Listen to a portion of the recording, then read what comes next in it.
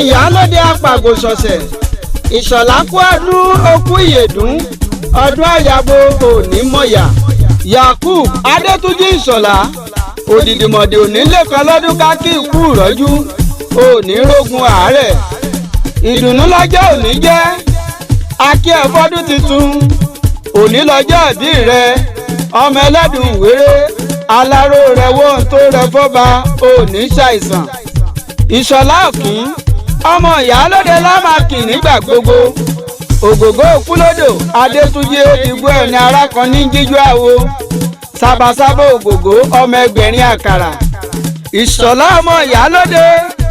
ṣàrántí pé èékánná ògògó wọlé níbi tí wọ́n ti ń pínwọ́ ọmọ ọlọ́mọ jẹ ìṣọ̀lá happy birthday to you ọmọ Adétúnjí many happy return long life and prosperity kọ́ pẹ́ láyé lọ́lá yárọ́bì lókè. òkìrìbìtì olódùmarè òrùlé tó jorí òrùlé lọ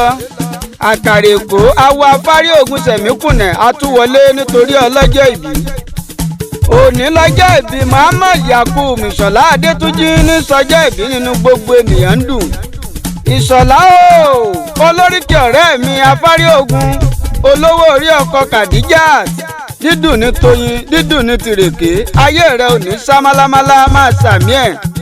lónìí ọjọ́ ìbí rẹ ọmọ ní mọ́tàlá ìnílé Aṣaka ṣìrìkì adógun dúró dàgbàlagbà ilẹ̀ adúódohun tágbàlagbà yìí sá fún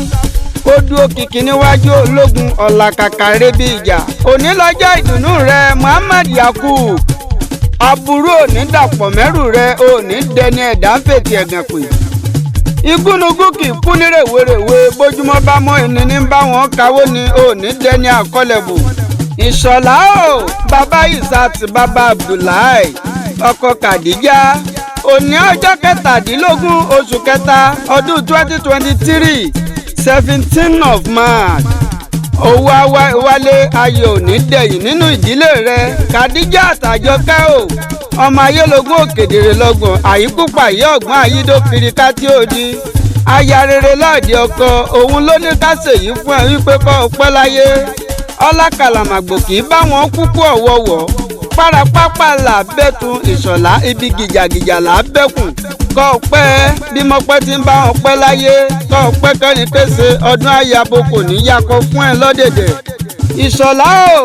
lónìí ọjọ́ ìbí rẹ wàrọ̀fà náà ò mọ́ ká ní àléyà kọ́ ọ bá wa pẹ́ láyé máa sàmí ẹ̀.